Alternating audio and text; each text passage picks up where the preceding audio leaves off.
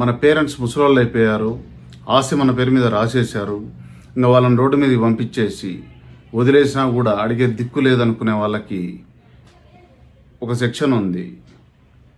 The maintenance and welfare of parents and senior citizen act 2007 ప్రకారం, అందులో section 23 ప్రకారం senior సిటిజన్స్కి సరైన బేసిక్ కమ్యూనిటీస్ ఇవ్వకపోయినా కూడా, వాళ్ళ వెల్ఫేర్ చూడకపోయినా కూడా ఆ గిఫ్ట్ డీడ్ని క్యాన్సిల్ చేసుకునే అధికారం వాళ్ళకు ఉంది. అలాగే వాళ్ళని కానీ నెగ్లెక్ట్ చేసినట్లయితే, వాళ్ళని పట్టించుకోకుండా వాళ్ళ బాధ్యతలు విధించినట్లయితే ఆ పిల్లలకి జైలు శిక్ష పడే అవకాశం కూడా ఉంది. ఉన్న ఉద్యోగాలు పోగొట్టుకొని కొంపలో కూర్చోవాల్సి వస్తుంది. మనం పిల్లం మాటలేనో భర్త మాటలేనో మన పేరెంట్స్ని నెగ్లెక్ట్ చేసినట్లయితే.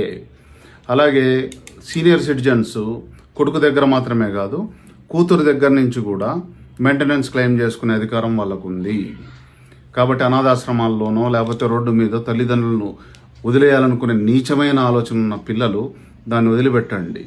తల్లిదండ్రుల యందు దయలేని పుత్రుండు పుట్టనేమి వాడు గిట్టనేమి, పుట్టలోని చదువులు పుట్టవా గిట్టవా, విశ్వదాభిరామ వినరవేమో అని వేమన మహాత్ముడు ఏ రోజో చెప్పాడు. మరి నాయన, మనం బతికుండంగా మన తల్లిదండ్రులు రోడ్డు మీదకి వచ్చారంటే అట్లాంటి పిల్లలు ఉన్నా ఒకటే సచ్చినా ఒకటే. కాబట్టి అది జ్ఞానం తెచ్చుకోండి. మన పిల్లలకు తాత అమ్మమ్మ నానమ్మ ఇచ్చే జ్ఞానం ఇంకెవ్వరు ఇవ్వరు.